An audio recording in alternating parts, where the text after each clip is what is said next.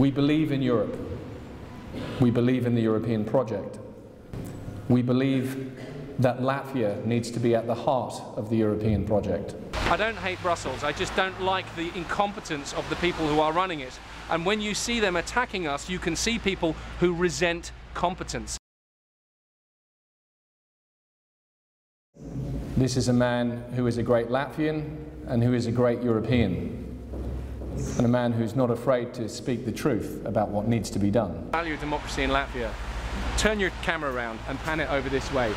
Just through here and all up there is the Latvian Freedom Monument is up there, and in that square just below the Latvia Hotel, all through there is the place where Latvian people came out in 1991 and stood risking their lives for the values of democracy, transparency and accountability in government when they threw off the yoke of Soviet control.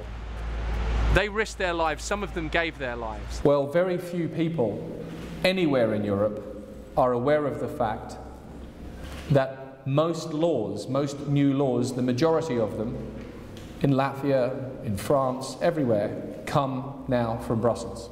I was in Berlin and Paris in the last couple of weeks, and political journalists didn't know who initiates most of the laws coming out of Brussels. I asked them the question, give me 3 names of the people who initiated more than almost 80% of laws in your country last year, and they can't answer the question. Most of your laws now, every year, are initiated by people who never have to ask you for a vote.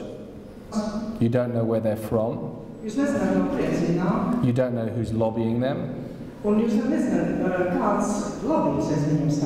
don't know who's paying the lobbyist.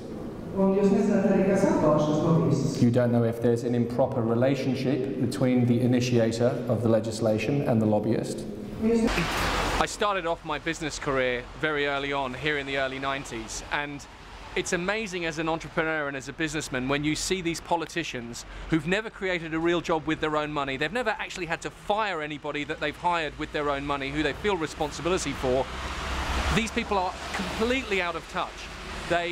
Their response to every question raised by this crisis seems to be, let's raise taxes, let's take more of our own money. It was Churchill who said, the man who thinks he can tax his way out of a recession is a man who thinks he can stand in a bucket and lift it by its handle.